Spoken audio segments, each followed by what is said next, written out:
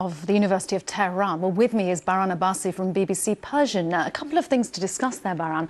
What did you make about what he said about the new supreme leader and his condition? Well, nobody's seen him in public since his father was killed on the first day of the war and he was injured. We don't know his health conditions. He hasn't been seen in public. No videos or audios of him have been published. Only statements, written statements attributed to him have been released.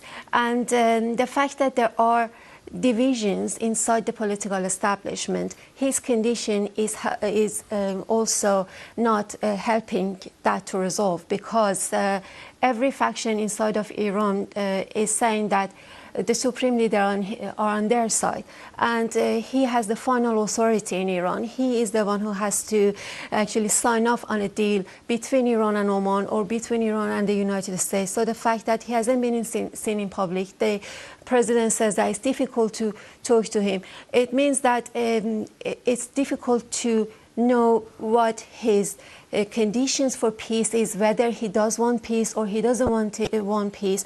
So the hardliners say that negotiations with the United States is a treasonous act, because it's with those who are responsible for the killing of the former supreme leader, the current leader's father. So they don't want any negotiations whatsoever. The President Pezeshkian's government and his team do want negotiations. They want the Strait of Hormuz open, and they want political and economic pressure lifted from Iran. But the fact that we are receiving conflicting reports about the condition of the supreme leader, his political position, it makes it very difficult to understand. So both sides, effectively, both opinions say they have the support of the supreme leader, but there isn't a message coming through about which side he does actually support. Exactly, but the fact that Iran and Oman are now saying that they are close to an agreement probably shows that he does want peace, he does want the opening of the Strait of Hormuz, but under what condition? He definitely does not want Iran to give up its leverage over the Strait of Hormuz. He wants Iran to come out as the winning side in this war, because he wants to ensure the survival of the Islamic regime that is very unpopular inside of Iran, is under a lot of pressure. People are under a lot of pressure.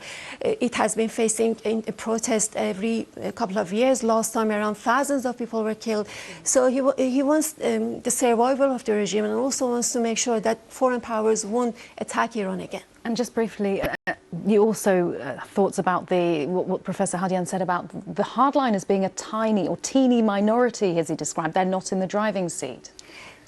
So the whole supporters of the establishment are estimated to be about between 10 to 20% of the population. Most of the population do not even want this regime.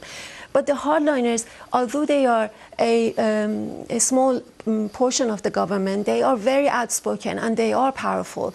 And some of them have blood relations with the supreme leader, are very outspoken, hold key positions inside the regime. So the fact that the negotiating team has not even been able to reach a deal so far, it shows how powerful they are, because they are exerting their power. Baran, thank you very much. Baran Abbasi.